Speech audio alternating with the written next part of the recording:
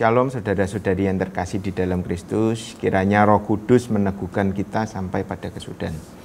Jadi kita tidak bercacat pada hari kedatangan Tuhan Yesus Kristus. Amin.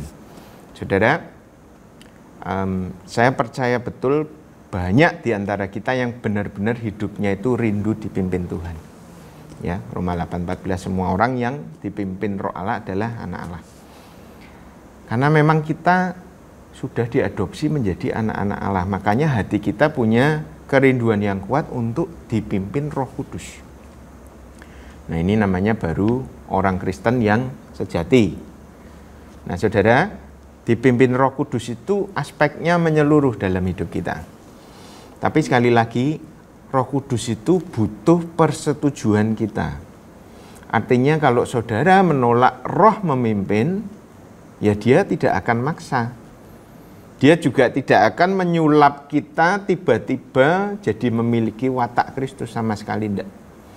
Cara Roh Kudus adalah memimpin kita dengan lembut, membangun bersama dengan kita.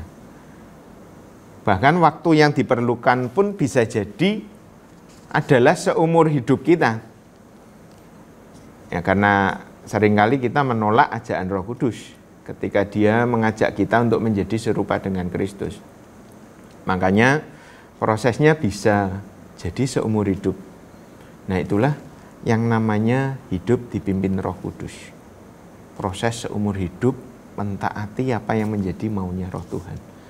Hari ini mari izinkan firman Tuhan bicara. Mari kita dengarkan dan biarkan Roh Tuhan menolong kita supaya kita bisa mengerti, percaya dan melakukan firman Tuhan. Ya. Mari kita baca Amsal 16 ayat 24. Perkataan yang menyenangkan adalah seperti sarang madu, manis bagi hati dan obat bagi tulang-tulang.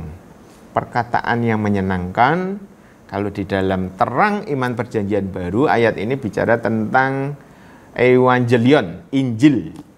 Karena memang kabar baik anak Allah turun menjadi juru selamat kita itu adalah kabar terbaik di dalam dunia. Maka seharusnya setiap anak Tuhan mengisi kesehariannya dengan firman yang bertumpu pada kabar Injil. Nah, hati ini diisi dan dijaga oleh Injil dalam kelengkapannya, yaitu seluruh Alkitab. Nah, nanti kita akan lihat, jika kita isi hati kita dengan kabar baik, maka yang keluar dari mulut kita senantiasa adalah perkataan yang menyenangkan. Jaga hati dengan kewaspadaan, karena dari situ terpancar kehidupan. Jadi kalau kita isi hati kita dengan apa, maka yang ada di dalam hati kita itu yang muncul, itu Amsal 4. Isi hati dengan sumber terbaik, yaitu Alkitab, maka yang mengalir dari mulut kita adalah perkataan yang menyenangkan. Bahkan bukan cuma menyenangkan, malahan perkataan kehidupan yang berkuasa. Iya, karena ini adalah firman yang berkuasa. Baca lagi ya, Amsal 16 ayat 24. Perkataan yang menyenangkan adalah seperti sarang madu, manis bagi hati dan obat bagi tulang-tulang. Nah, penulis Amsal ini menganggap perkataan berkat itu adalah perkataan yang manis yang keluar dari sarang madu.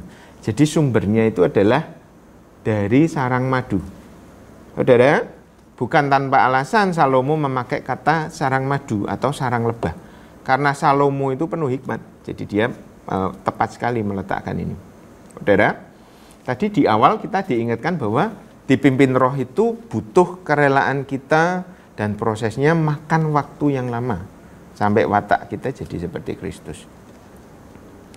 Nah, demikian juga dengan sarang lebah, sarang madu. Proses mereka menghasilkan sarang yang diisi madu itu tidak terjadi dalam sekejap mata. Lebah-lebah itu melakukan penerbangan yang sangat jauh, berulang-ulang, pulang pergi. Nah, dari sumber bunga yang terbaik itu dia ambil sedikit demi sedikit dibawa pulang ke sarangnya, yaitu madu yang manis yang penuh berkat. Saudara, ini yang dimaksud firman Tuhan. Roh Kudus menuntun kita kepada sumber bunga yang terbaik, yaitu firman Tuhan.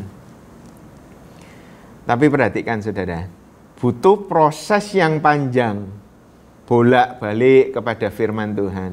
sedikit demi sedikit kita percaya dan kita mengumpulkan firman di dalam hati kita.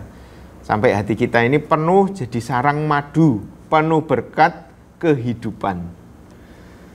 Nah, kalau kita ngisi hidup kita ini dengan firman, maka sarang hati kita ini isinya firman. Maka yang mengalir dari hidup kita adalah berkat kehidupan. Baik lewat tutur kata kita maupun lewat perbuatan kita. Semuanya manis bagi hati dan obat bagi tulang-tulang. Itu kata Amsal. Saudara, kita ini boleh loh dimetaforakan sebagai lebah madunya Tuhan. Kita menyukai sari bunga yang baik, kita tahu dan punya sumber yang terbaik, dan seharusnya itulah yang kita peroleh, yaitu firman Tuhan. Tapi sebaliknya, kita ini bukan lalat yang mengumpulkan sesuatu yang busuk, yang tertarik pada hal yang busuk. Kita tidak lagi punya hasrat pada hal yang busuk karena kita adalah anak Allah. Lanjut ya, Amsal 16 ayat 24. Saya akan bacakan bawahnya. Perkataan yang menyenangkan adalah seperti sarang madu, manis bagi hati dan obat bagi tulang-tulang. Jadi perkataan yang manis seperti sarang madu itu manis bagi hati dan obat bagi tulang-tulang. Saudara, kalau Amsal bilang perkataan kita ini bisa dirasakan manis, maka bisa jadi ada juga perkataan yang kalau diterima itu rasanya tidak manis, mungkin pahit, mungkin pedas, mungkin kecut atau tidak enak. Nah saudara, perkataan kalau bersumber dari firman yang kita kumpulkan di hati kita, itu dampaknya baik. Tapi kalau bukan berasal dari firman, dampaknya bisa tidak baik. Perkataan itu bisa jadi akar pahit, dan bahkan bisa membunuh dan mencemarkan banyak orang. Ibrani 12. Tapi sebaliknya, kalau perkataan tadi yang manis, yang mengalir dari firman yang ditanam Roh Kudus di dalam hidup kita, nah ketika mengalir dari hidup kita akan terasa manis bagi orang-orang sekitar kita. Bahkan kata firman Tuhan di sini jadi obat, jadi kehidupan, jadi berkat. Bahkan bisa membawa orang lain mengenal Tuhan dan diselamatkan. Jadi obat bagi tulang kering. Jadi obat yang kekal, bahkan menyelamatkan jiwa manusia kalau itu mengalir dari hidup kita. Bahkan kadang-kadang saudara, kuasa kesembuhan jasmani pun mengalir lewat hidup dan perkataan kita. Kadang mujizat kesembuhan badani ya terjadi lewat hidup kita. Benar-benar terjadi dari perkataan, dari doa kita, dari hidup kita mengalir. Jadi mujizat kesembuhan. Dan dipakai Roh Kudus jadi alat, jadi obat. Menyembuhkan dengan kuasa Tuhan. Baik tubuh, jiwa maupun roh orang lain. Amin, saudara. Percaya? Mau hidupmu jadi Kristus-Kristus kecil bagi dunia? Kalau mau, izinkan Roh Kudus mengisi kita dengan firman kehidupan. Nikmati prosesnya bersama Tuhan. Sebisa mungkin turuti keinginan Allah Roh Kudus. Serahkan keputusan kita, jangan melawan terus. Jangan bantah terus. Jadilah lebah madu yang tekun, mengisi hidup dengan firman kehidupan. Supaya nama Tuhan dipermuliakan di seluruh dunia. Amin. Ve alaihim shalom bersama Masyah. Damai dalam nama Kristus menyertai kita selamanya. Amin.